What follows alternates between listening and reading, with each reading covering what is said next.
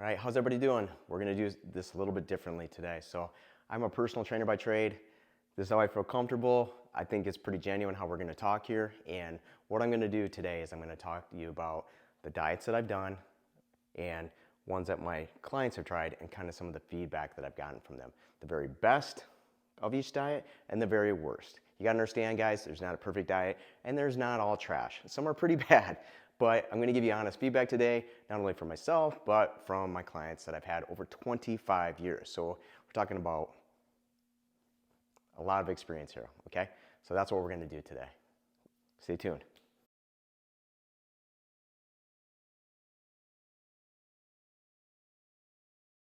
All right, we're gonna talk about the vertical diet by Stan Efferding, the world's strongest professional bodybuilder. So he's an IFBB pro, and he developed this diet over years working with other professional bodybuilders and strongmen. So he's had great clientele, helped him out immensely, and this is his diet. And we're gonna go over the benefits, the best of it, and the cons, and the kind of the worst of it, if you could even call it that. But so the vertical diet, okay, the pros, it is excellent for muscle building and strength and even reverse dieting. So when someone is coming out of a diet and they're trying to rebuild their metabolism without really getting fat, you know, they're trying to build their metabolism back up, because you're always gonna have that, whether you're dieting for a show, maybe you're a fighter, wrestler, somewhere where you had to restrict your body weight, get as lean as possible, and you're trying to come out of that without getting overly fat, you know, because your body's gonna react. And so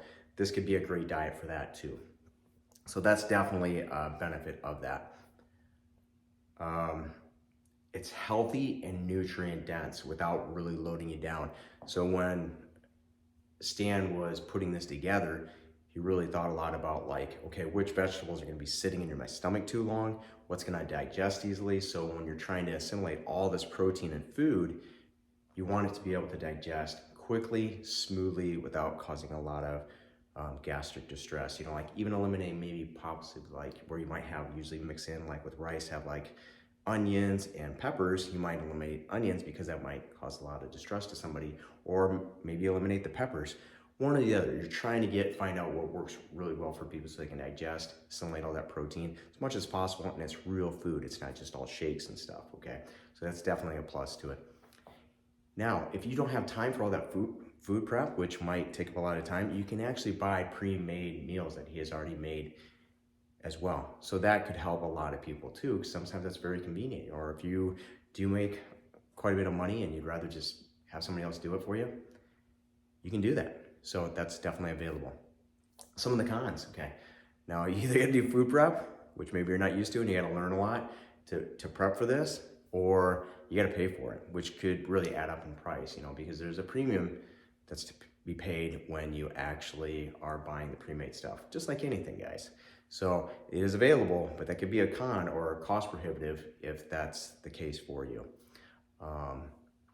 There's a lot of food to eat and digest. So if you're not used to eating that much food, it could be very interesting, and you could get really almost feel bloated even though it digests fast. So you gotta be ready to eat. Or, you know, I know lots of times there'll be steak or something and you're chewing a lot. So if you're not used to that, that is part of this. And I don't see it as that being a big negative con, eating a lot of food, but some people might.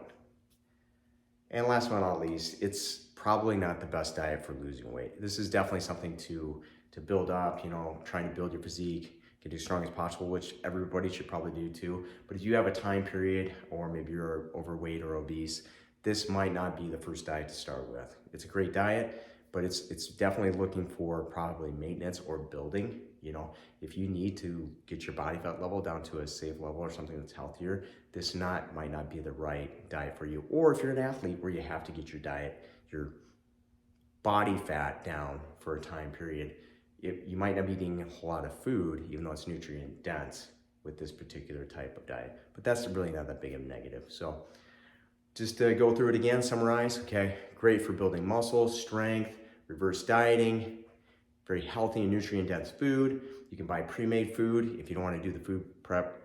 That is available. Some of the cons, you might have to pay a lot of money if you don't want to do the food prep and you want to just buy it in packages. It's a lot of food to digest if you're not used to that.